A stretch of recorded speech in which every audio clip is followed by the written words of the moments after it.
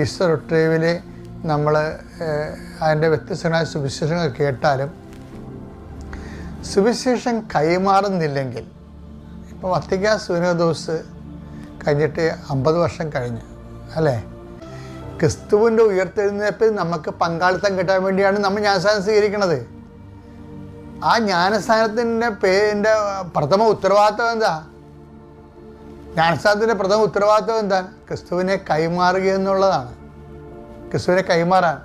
അപ്പം ഞാനും കർത്താവിൻ്റെ എൻ്റെ ജീവിതത്തിലൂടെ കൈമാറിക്കൊള്ളാം. അതുകൊണ്ടാണ് ഈ ജ്ഞാനസ്നാനം വെറുതെ വാഗ്ദാനം നടത്തണമെന്ന്.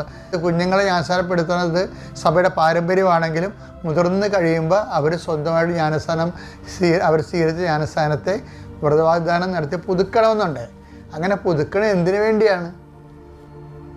നമ്മൾ ജ്ഞാനസ്നാനം പുതുക്കിയിട്ട് ദൈവത്തിന് എന്താ പ്രയോജനം? അതുകൊണ്ട് നമ്മൾ ജ്ഞാനസ്നാനം പുതുക്കണത് കർത്താവിൻ്റെ ഉയർത്തെഴുന്നേൽപ്പിലുള്ള വിശ്വാസം പുതുക്കുകയും കർത്താവിൻ്റെ ഉയർത്തെഴുന്നേൽപ്പിലുള്ള വിശ്വാസം പുതുക്കണത് മറ്റുള്ളവർക്ക് കർത്താവിനെ ജീവിതം കൊണ്ടും സാക്ഷ്യം കൊണ്ടും കൈമാറുന്നതിന് വേണ്ടിയാണ്.